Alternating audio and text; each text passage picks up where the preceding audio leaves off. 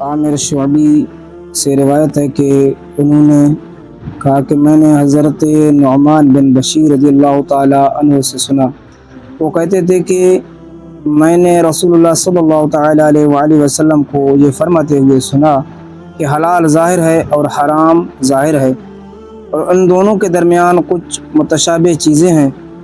جن کو بہت سے لوگ نہیں جانتے۔ تو جو کوئی شبہ کی چیزوں سے بچ گیا اس نے اپنے دین اور اپنی آبرو کو بچا لیا، اور جو کوئی ان شبہ کی چیزوں میں پڑ گیا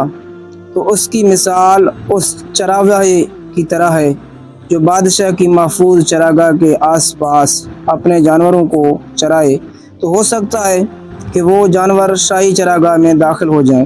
سن لو، ہر بادشاہ کی ایک حمی محفوظ مخصوص چراگاہ ہوتی ہے، اور اللہ عز و جل کی حمی اس کی زمین میں وہ چیزیں ہیں جن کو اس نے حرام ٹھہرایا ہے۔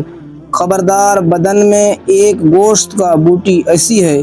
اگر وہ درست ہے تو سارا بدن درست ہے، اور اگر وہ فاسد ہو گئی تو سارا بدن بگڑ گیا۔ سن لو، وہ دل ہے۔